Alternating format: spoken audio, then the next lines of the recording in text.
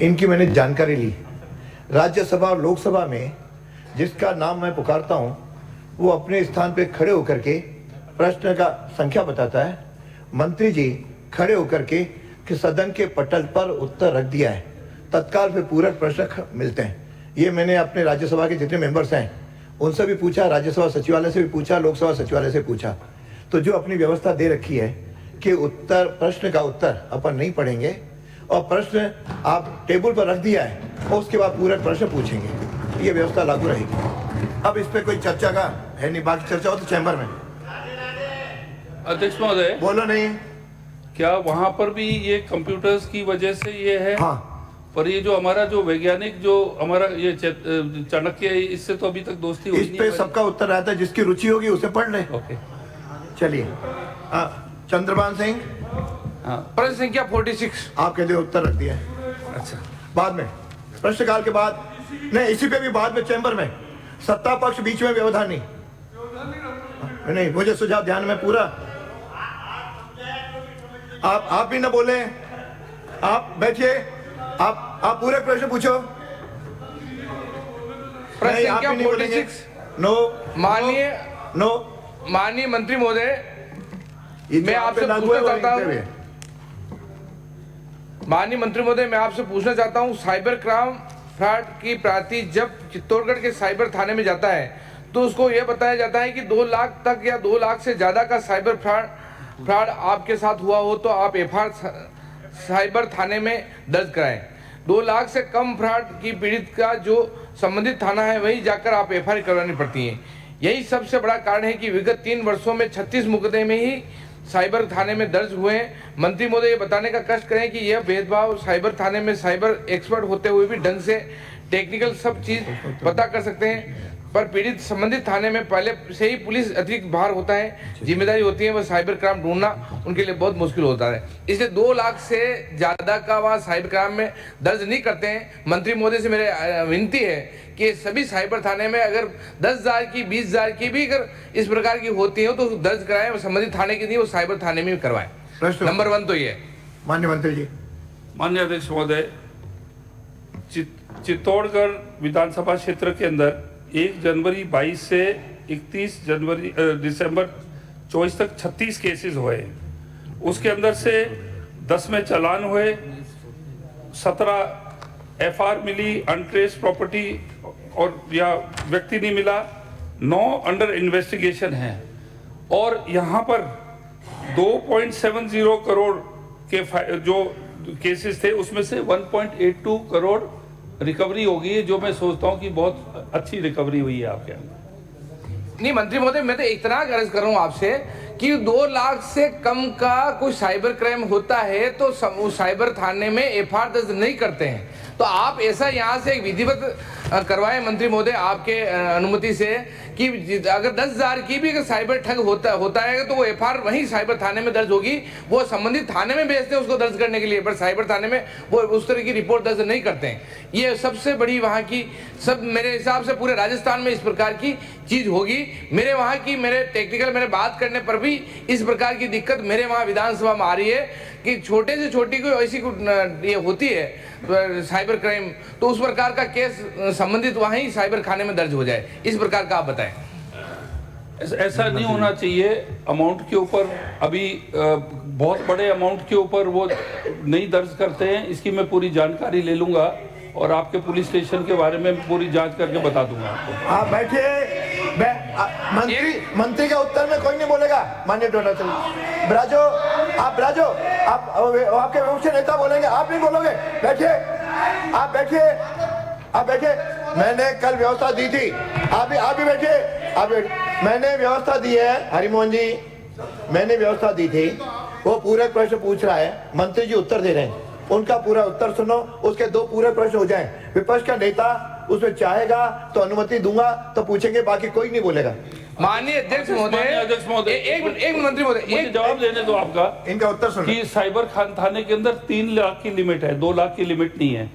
कोई भी आपका ऐसा केस है जो दर्ज नहीं हुआ उन्होंने कहा 2 लाख की लिमिट है, 3 लाख तक के वो साइबर जो थाने हैं वो अधिकृत है। नहीं, मैं मंत्री महोदय, आप- अच्छा है, मेरे तो वही सरकार ने साइबर थाना भी खोला, साइबर थाना भी हो गया, सब कुछ हो गया, पर मेरी तो इतनी रिक्वेस्ट है, विनती है कि 2 लाख से कम का भी इस प्रकार का कोई साइबर क्राइम होता है तो उसको भी दर्ज कर लें, इसलिए सरकार से आप अनुमति नीचे दिलवा दें, इतना मेरी रिक्वेस्ट है, विनती है मेरी। इनका सुझाव है 3 लाख का मैंने बोला, अब इसकी जांच कर लेंगे।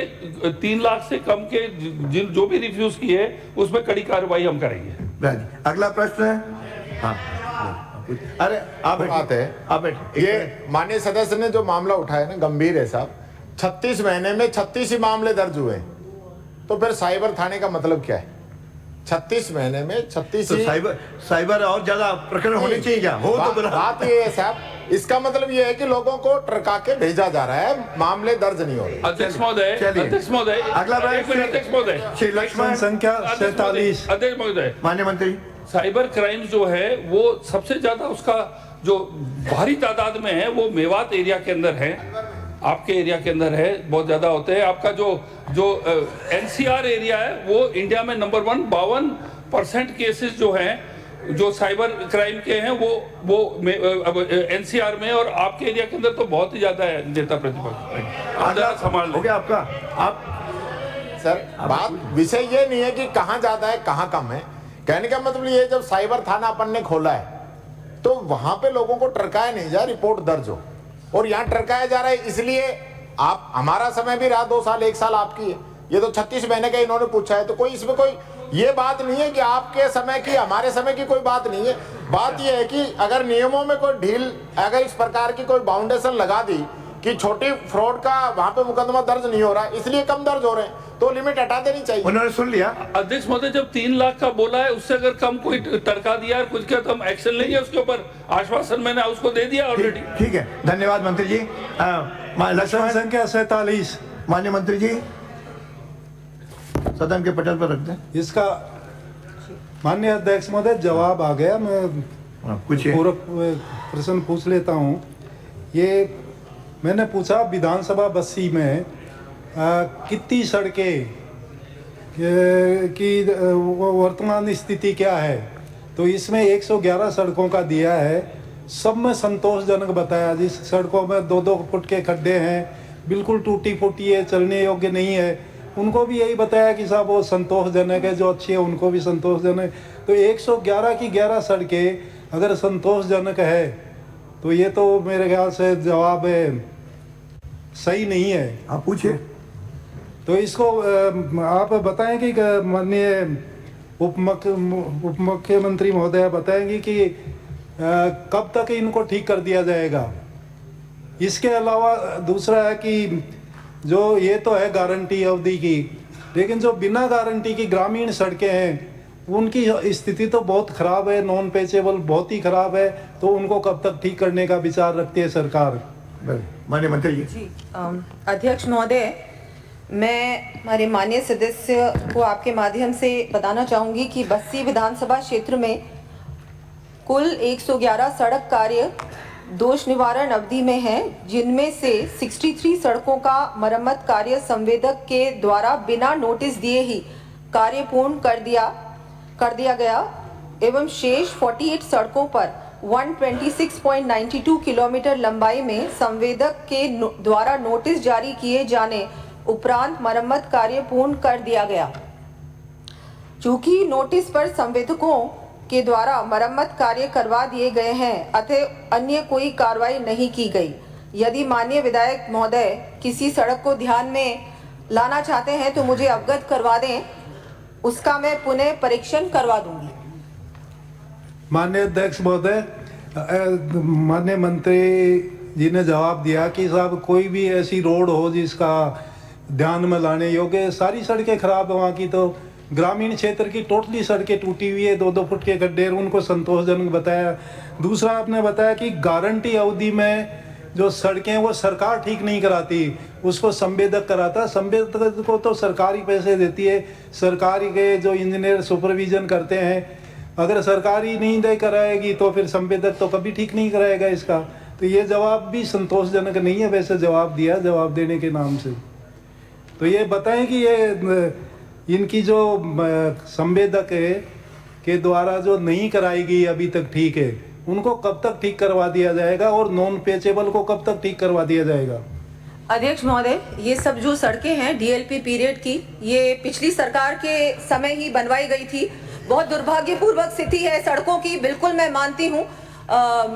हमारे जो महोदय कह रहे हैं तो ये बिल्कुल सही है, और अगर जितनी भी हैं कॉन्ट्रैक्टर से रिपेयर भी करवा दी गई हैं, और अभी हमने सेवा ऐप भी शुरू किया है पीडब्ल्यूडी विभाग ने, उसके द्वारा भी हमारे अधिकारी समय समय पर ये जितनी भी सड़कें चल रही हैं जो डीएलपी पीरियड में हैं उनकी फोटो सहित वो उस ऐप पे लोड कर रहे हैं। यहाँ जयपुर में हमने डैशबोर्ड बना रखा है और वो रिपेयरिंग बहुत अच्छी तरीके से हो रही है। दुर्भाग्यपूर्वक सड़कों की हालत पिछली सरकार में बहुत ही बेकार थी। गड्ढे मिले हैं हमको आप लोगों से गड्ढे मिले हैं, सड़कें तो मिली ही नहीं, और अब नॉन पैचेबल में पूरी तरह से हम लोग काम करवा रहे हैं। तो अगला प्रश्न, पिछली सरकार में खराब थी तो आप ठीक करवा दो, आपकी सरकार है अब तो। निश्चित रूप से बिल्कुल करेंगे।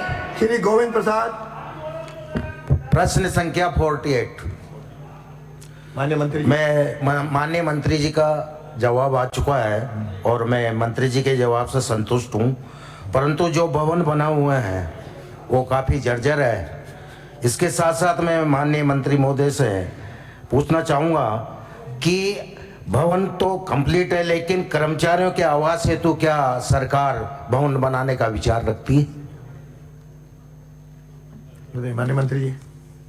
अध्यक्ष महोदय, प्रश्न में माननीय सदस्य ने कहा कि हमारे भवन है ही नहीं।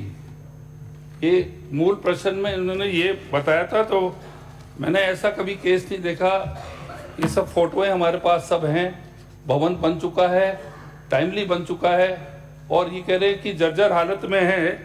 तो इसके अंदर जो है 2009 को ये तैयार हुए, और अगर जर्जर हालत में है, अगर हो गया है ये, तो इसकी हम जो है कलेक्टर की कमेटी के साथ बैठाकर और जो भी खामी है उनको दुरुस्त किया जाएगा। ठीक है, अगला प्रश्न है श्री छगन सिंह राजपुरोहित। प्रश्न संख्या 49। माननीय मंत्री जी। माननीय सदन अध्यक्ष के पटल पर महोदय, रख दें, फिर पूरे प्रश्न पूछो। नहीं जवाब देने दो। सीधा ही। ठीक। और से आने वाले माननीय सदस्य ने अपने आउर में स्थित सिविल जज को कर्मोन्नत करने की मांग की है। इनके कर्मोन्नत करने की जो मांग है वो मांग का आधार तो वाजिब है, क्योंकि इनके क्षेत्र के